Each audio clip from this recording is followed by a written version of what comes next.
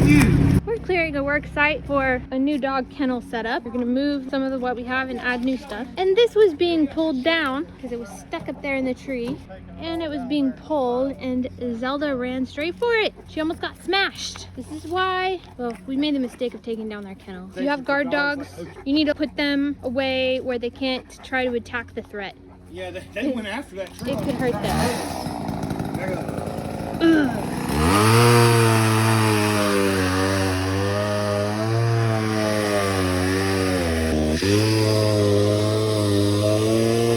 Stupid dog. You breed them to protect you, so it's like a good trait, but like it's frustrating when it works against you.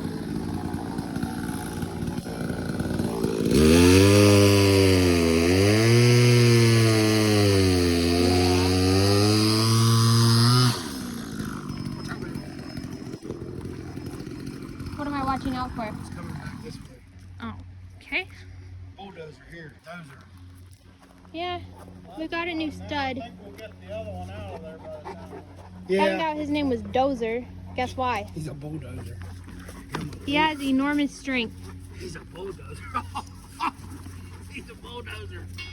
Good boy. He can push things like He's pushed that kennel several times. he's got muscle here. Room today, huh? He's a sweet dog. Like, I think Zelda's more aggressive than he is, but he's strong.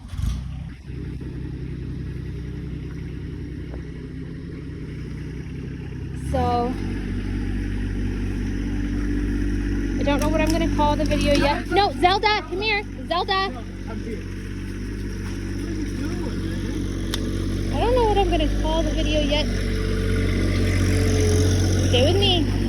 Good girl. Good dog. I don't know what I'm gonna call the video yet, but I figured out the least expensive way to build the kind of kennel that we need. Zelda, come here. Zelda! Zelda! Come here.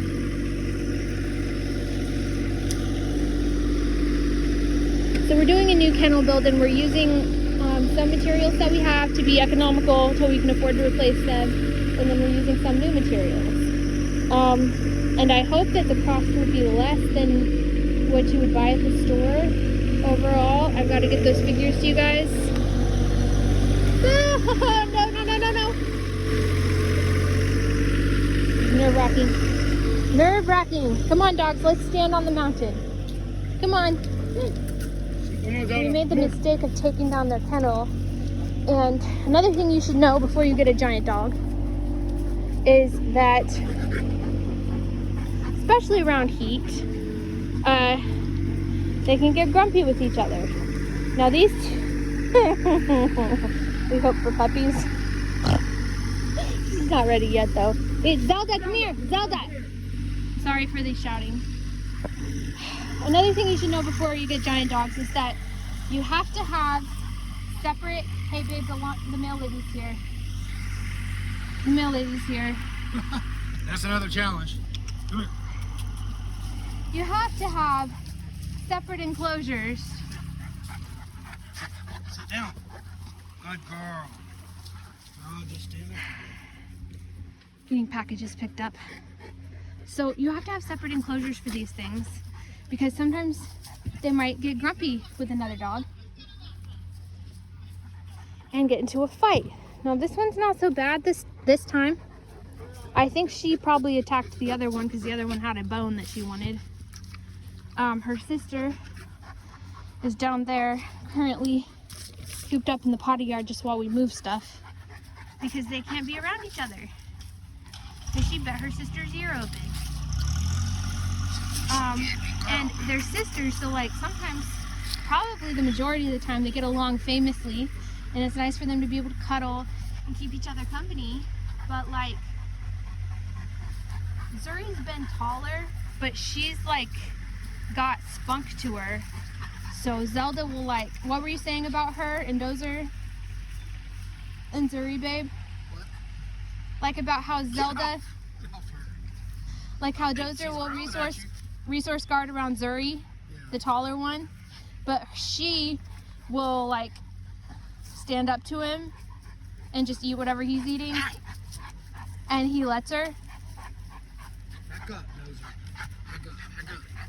So I guess her sister Zuri would stand up to her, whereas Dozer's the boyfriend, and he would back off. So every once in a while, Zuri and Zelda will get into it, particularly bones. Like, if you give a dog a bone, you've got to give the other dog a bone at the same time.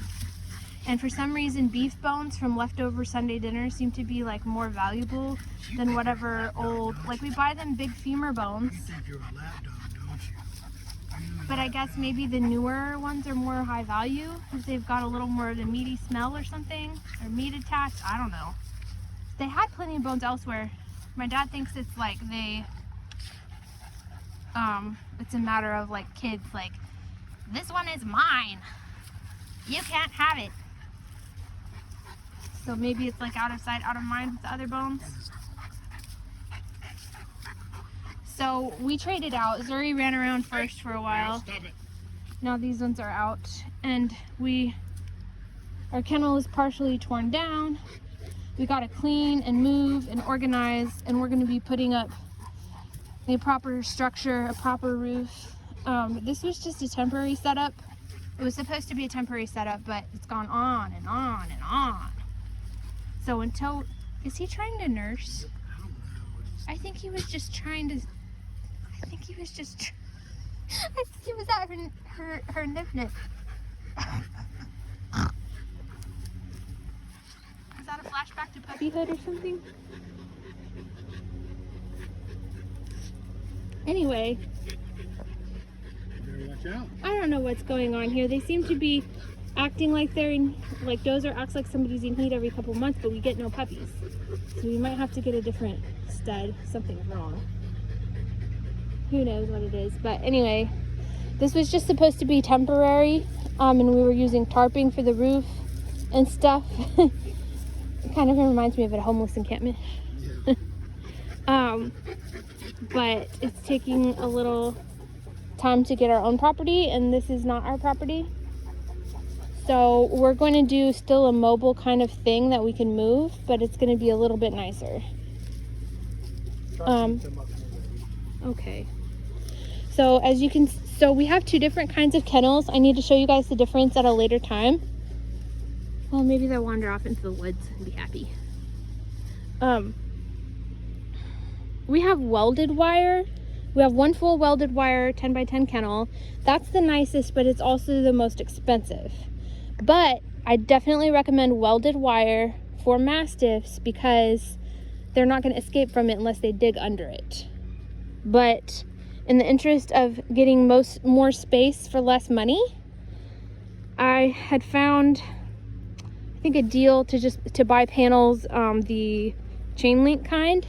They're kind of beat up at this point, but the regular chain link panels are not a good idea unless you want to fix your fence over and over and over and over and over and over and over again, because the bottom is not welded on.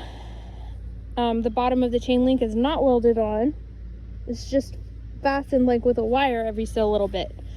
And so a dog can find that weakness and like chew, like munch or push, or like Dozer, he's a Dozer, and like get a hole opened up enough to escape. Now, it's not like they run away or anything. Like Mastiffs are kind of, they're guardian dogs. Like they might run off into the woods for a while just because we're surrounded, like we have a bunch of woods. But like they're gonna come back, and so generally if they break out, they're gonna, like, one time I had a dog actually break back in. Like she broke out, it wasn't here, it was another place, but we were on a trip.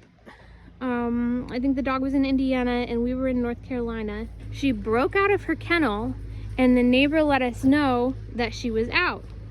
And that particular dog, we don't have her anymore, but that particular dog, she would come to me. Like, it took me a little bit to gain her trust. She might not really be crazy about going up to strangers. So we had to hightail it home. It was a stressful trip. And she broke back into the kennel. Like, she broke out, but she actually broke back in. So the point is, while they might break out, they're probably not gonna run away like long term. Obviously don't chance it, but like they might just kind of hang around here or wander the woods for a little bit and then come back or whatever. Or like go underneath of my parents' window and howl or dig up the garden bed or whatever it is that they do. Just hang around the property. So unless it's a budget thing where like it's the best you can do, don't get these chain link things. You see this one down here? That had a tree branch fall on it from this tree here, and it bent it really, really bad. Well, we flipped it over and used it for a roof for a while. Which was good for the best we could do at the moment, but I don't really recommend it because water would still pool in the tarp and it was just a pain. So we're gonna be putting up a steel or tin roof. That should be a lot better for winter. Cold weather is coming, so we want to get this set up right. That way it makes the dogs comfortable and our job easier during the winter. We do get snow here in Pennsylvania. We've had it's been wet, and I want them to have a dry place that's shelter, and then we do put heaters. Those round things down there, those are called dog palaces. It's one of the ready-made options that I was able to find that would fit their enormous size and was portable. So back when we were renters, I got those, and they are insulated, but they're kind of expensive. They were, I think, 500 and some each, but they make heaters that go in them, so that's nice for winter.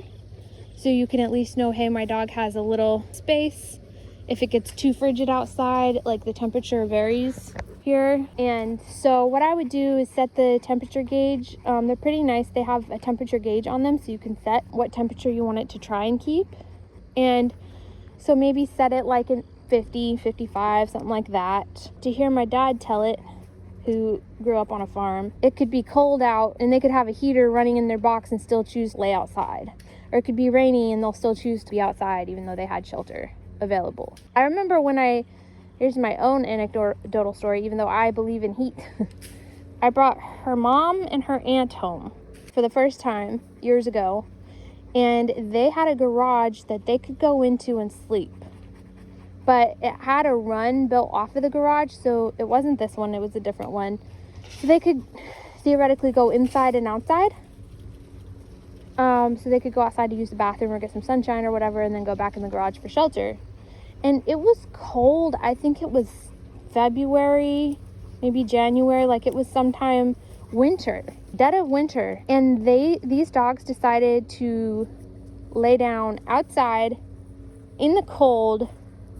Like I could see one of them shivering. It was terrible, but that's what they chose. I think that, somebody correct me in the comments if I'm wrong, but I think that they do have double coats. I think that's how you get the brindle color, because one coat is one color and the other coat is another color.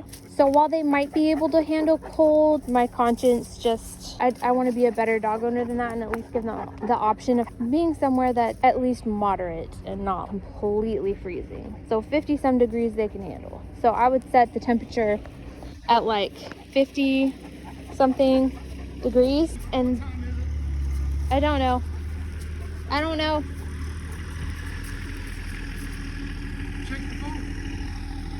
Okay guys, I gotta go.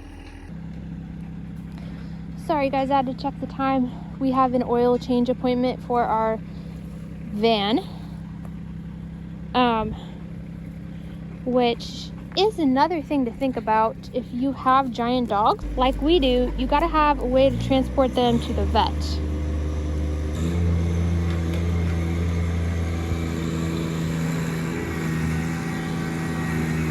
Dear God, please don't let anybody get hurt. No, Zelda, come here, Zelda.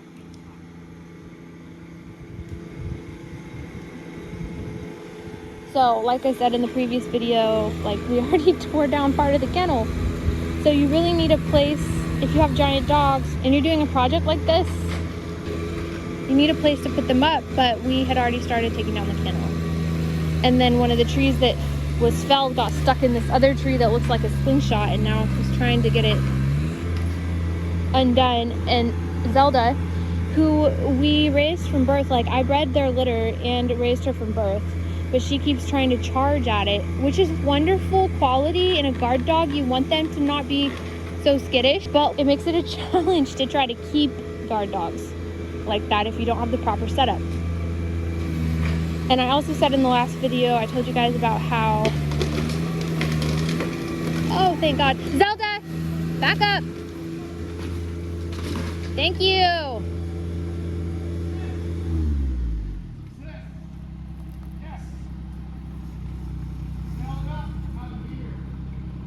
Well, the paint can that was on the trash barrel spilled, but that's okay. We're in the country. Yeah, curiosity killed the Mastiff. So anyway, we can't lock them up right now because we already started that project. We started tearing down the kennel. We could put them in the garage, I guess, but then you got to try to make sure that they don't mess anything up in there. Zelda's sister, Zuri, I believe it was her that was chewing on probably a leftover beef bone from Sunday dinner. And Zelda must have found her, and they got into a fight, and Zuri came out on the losing end with a sliced up ear. So we're keeping them separate.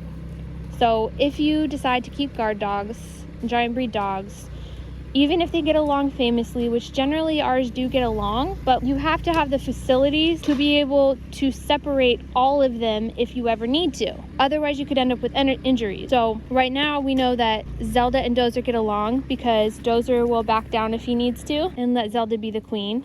It's like he's chosen her to be his wife. If he could have his pick of her or her sister, she's the one. He follows her around. You guys can kind of see that. He might try to, not that I've really noticed, but my husband says he'll resource guard around Zuri, but around Zelda. Dad, no! Don't do that!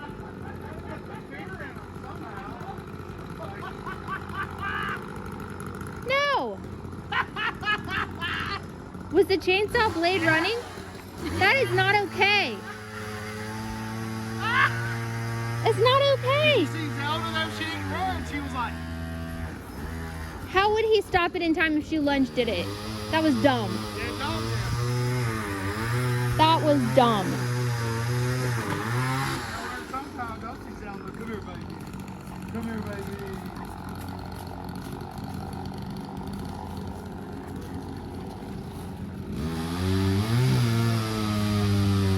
Dozer's a chicken. He ran, she stayed.